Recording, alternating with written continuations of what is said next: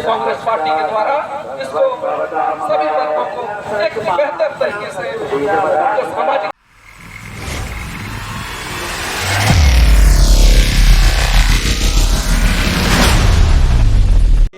विशेष सत्र बुलाकर और महिला आरक्षण लाया, वो कहीं ना कहीं भटकाने और भरमाने का काम कर रही है देश की जनता के साथ।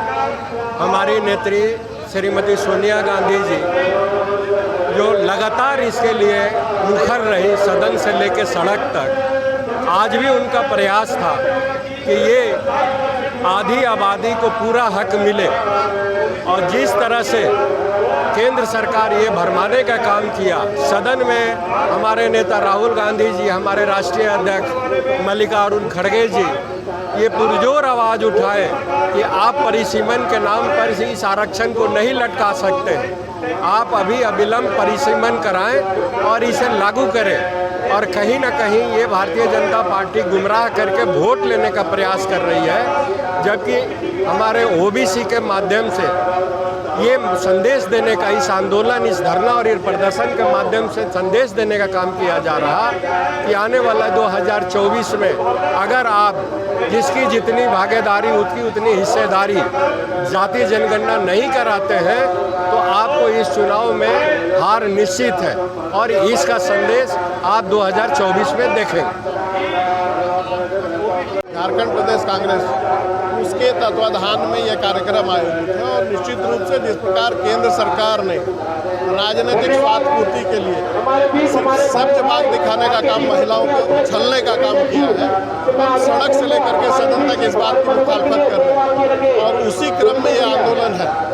अगर वास्तव में 33% आरक्षण महिलाओं को मिलना चाहिए और लोगों की भागीदारी, उनकी भागीदारी सुनिश्चित हो सके ताकि पंचायत से लेकर के विधानसभा से लेकर के नगर निकाय से लेकर के संसद के अंदर नीति निर्धारण में महिलाओं की भागीदारी हो, तो क्यों नहीं 2024? क्या दिक्कत है?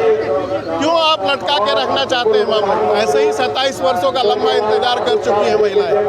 तो सिर्फ और सिर्फ अपनी राजनीतिक स्वार्थ पूर्ति को पूरा करने के लिए इस विषय को टालने का काम किया गया है।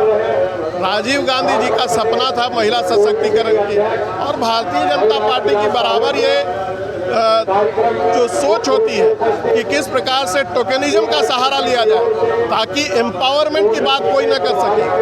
हम एम्पावरमेंट के पक्षधर हैं, हम सशक्तिकरण के पक्षधर हैं, हम टोकनिज्म का सहारा नहीं लेते। तो हम चाहते हैं कि महिलाओं को अधिकार मिले और उसी निमित्त ये आंदोलन है। लोगों ने महिला आरक्षण विधेयक के तहत जो ओबीसी SC ST माइनॉरिटी को जो रिजर्वेशन का लाभ उसके तहत नहीं मिल रहा है, उसकी डिमांड हम लोग कर रहे हैं। और हमारा संघर्ष उसी के लिए हो रहा है कि उसमें महिलाओं को जगह मिलनी चाहिए थी, ओबीसी महिलाओं को जगह मिलनी चाहिए थी, जो नहीं किया जा सका है।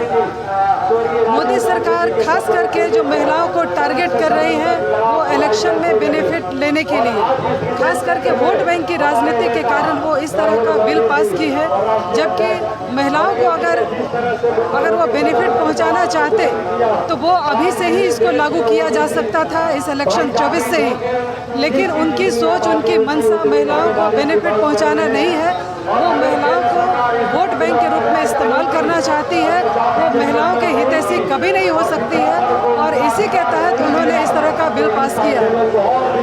दूसरा, जब ये EWS को जब 10% रिजर्वेशन देने की बात होती है तो 2 दिन में ही उनको रिजर्वेशन मिल जाता है, और जब ओबीसी को रिजर्वेशन देने की बात होती है तो उसमें कास्ट सेंसस और डिलिमिटेशन की बात आती है। जबकि 2011 में सोशियो इकोनॉमिक जो कास्ट सेंसस किया गया था उसको उस डेटा को अभी तक उजागर नहीं किया गया है। अगर वो चाहते हैं तो इसका इस्तेमाल इस आरक्षण में किया जा सकता था, जो उनकी मंशा इसमें नहीं है। वो विशेष रूप से जो छल्ले का काम कर रहे हैं ओबीसी के नाम पर, वो कहते हैं कि मैं ओबीसी का प्रतिनिधित्व करता हूं, लेकिन ओबीसी के नाम पर वो ओबीसी